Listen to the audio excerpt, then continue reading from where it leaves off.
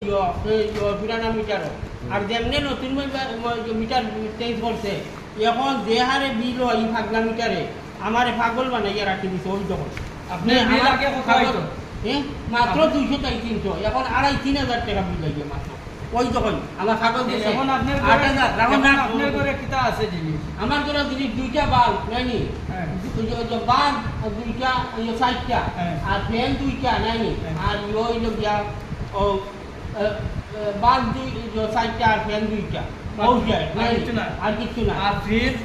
motor এটা কিছু নাই না খালি একটা ব্রিজ ওই লাগাইছে মনে হয় আইজ সপ্তাহ 10 দিন হয় একটা ব্রিজ করা কিন্তু আগে 200 থেকে 300 টাকা বিল আইতো ওই তখন আমার কাছে কাগজ গেছে কাগজ দেওয়ার পরে কাগজ দিয়েছি 8,854 টাকা আমি লইয়া আইছি 9,000 টাকা আমি আর কাগজ টাকা জমা দিতাম আমি পুরানা বিল পরিষ্কার করে দিতাম হয় না এখন আপনার বিল হয়ে গেছে 10,100 টাকা 10,100 টাকা এখন আমি লইয়া আইছি মাত্র 9,000 টাকা পুরা 9,000 টাকা দিছি দিয়া এরপরে আমি কইছি বলে এখন কিতা করতাম বলে আপনার আরও 1,100 টাকা বাকি রয়েছে ওই তখন আমি 1,100 টাকা লইয়া আইছি ওই তখন 1,100 টাকা লইয়া আইছি তাই কইছেন আর করতাম 8 তারিখের ভিতরে যদি আমি টাকা জমাতে লাইতে আর টাকা 1,100 টাকা দেওয়া লাগবে হ্যাঁ ওই 1,100 টাকার ভিতরে হইব আর নাহলে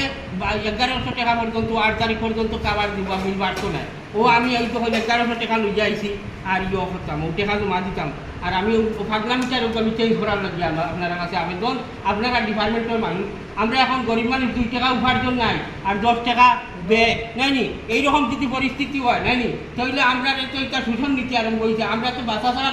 আমরা বাসা ছাড়া কোনো বিকল্প রাস্তা নাই আমরা হয়তো ভাত লাগিয়ে মরতাম আর না কারেন্টও লাগিয়ে মরতাম এছাড়া আর কোনো সদ্গতি আসেনি আমরা তো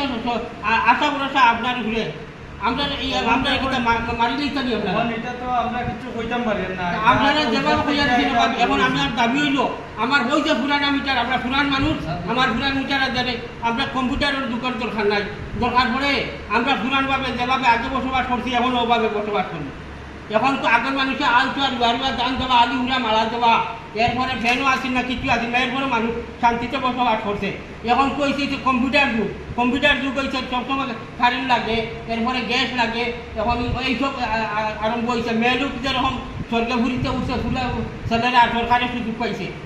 সুযোগ পাইছে আর এখন আমরা এইভাবে